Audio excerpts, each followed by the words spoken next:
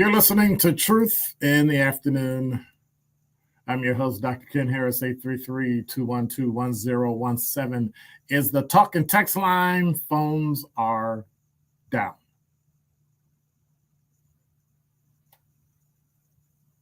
But if you want me to call you, you can put your phone number in the talk and text. I'll call you back. We talk to you on the air. Is that cool? I don't know if we should do that. And I'll be talking to Ray Ray. Everybody named Mama. Hey, what's going on? But anyway, I digress. 833-212-1017 is the number. YouTube. Hey, should I open up my YouTube page so people can watch my videos on YouTube? I should probably do that. Nah. Yeah, I will work on actually doing that. Also, I'm on LinkedIn, so if you have LinkedIn, you can just check it out. Or just Google Dr. Ken's Truth or whatever, and yeah, it'll show up. Just holler at me, brother. I'll take it. I was thinking about something today. First of all, I want to say in the 5 o'clock hour, I have a guest that will be coming on the show, Steve Frieder, and he is from Marquette University. And we're going to be talking about the death of the Queen. We're going to be talking to Steve Frieder. He's the senior advisor to the president of Marquette University.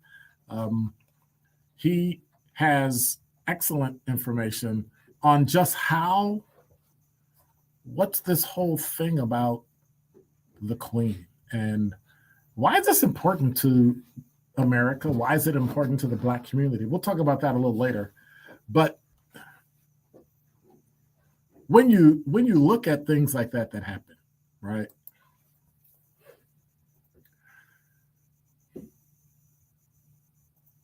British people pay a significant amount of money for the monarchy.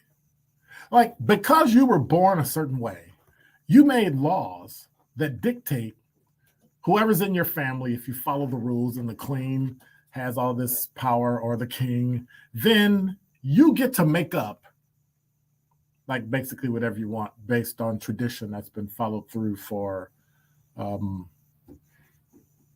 guess in the king or queens, we have to say millennia, right? And so at least decades. I mean, she's been here for 70 years? And if you, I'm sorry. Wow, that was mean of me. In case you didn't hear, Queen Elizabeth II, Britain's longest serving monarch, died at 96 years old today.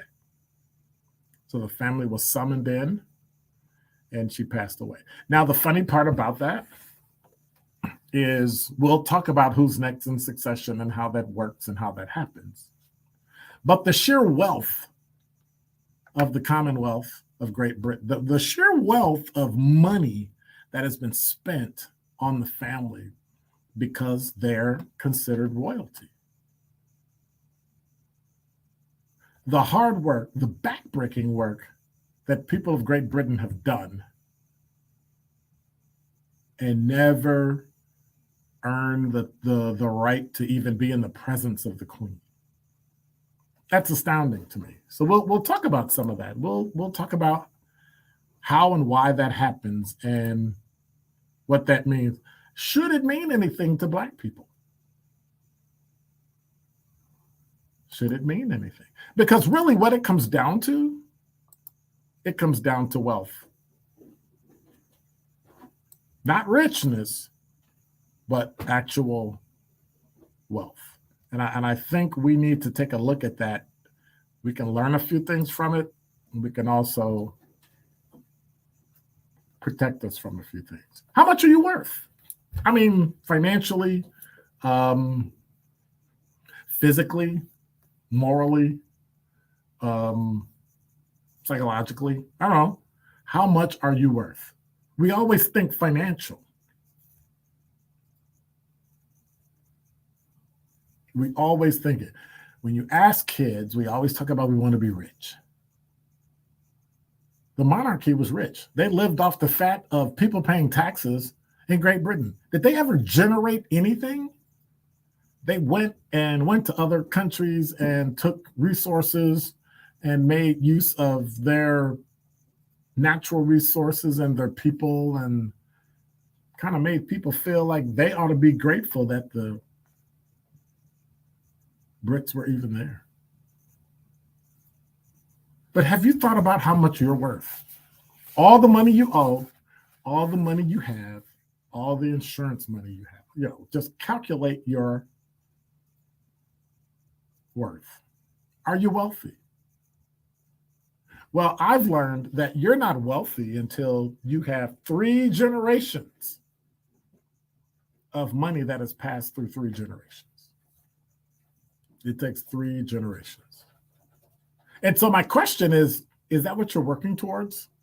Are you working towards creating actual generational wealth? Not just talking about it, but actually creating it. For 70 years, the Queen of England has been on the throne, basically been in charge of the country, and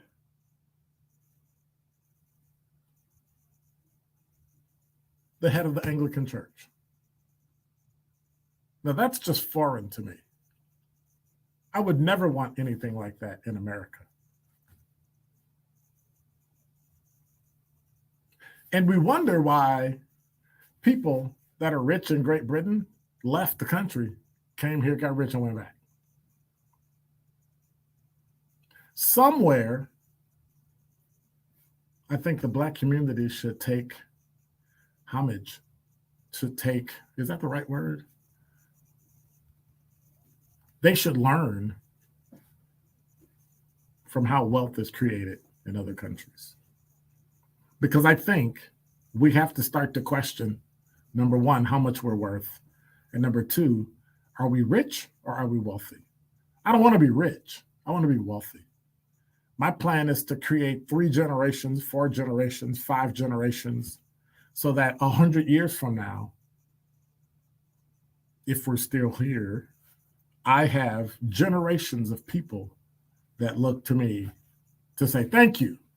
Well, actually, I want my picture on the wall, but that's another story. I want to be able to leave a legacy of wealth. And so I've learned when people start to complain about, oh, that's terrible, you love money. Money makes the world go round. Money makes your life.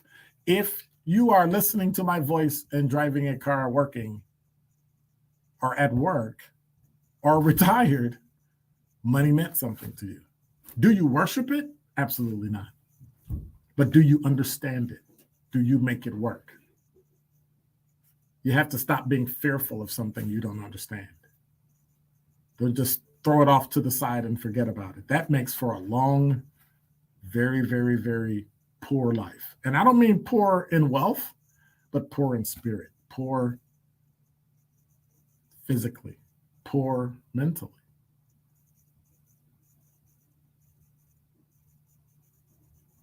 Enough with being rich.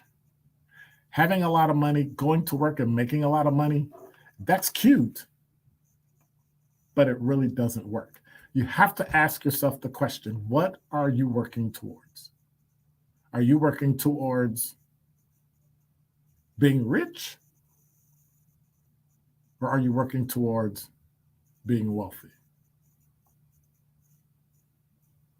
Because I'm going to tell you, I've had friends that were rich. I've had friends that had a lot of money. Many of them have zero today. And I think the main reason for that is the main reason in our community we have a lot of people rich with clothing, rich with money, rich with jewelry, rich with cars. But the one thing I have noticed in many of these middle-class suburban communities, there ain't no rich people. When I look at most of them, all of them are just one thing. Be it education, be it money, it comes down to being wealthy. And that is Dr. Ken's Truth on the new 1017 The Truth.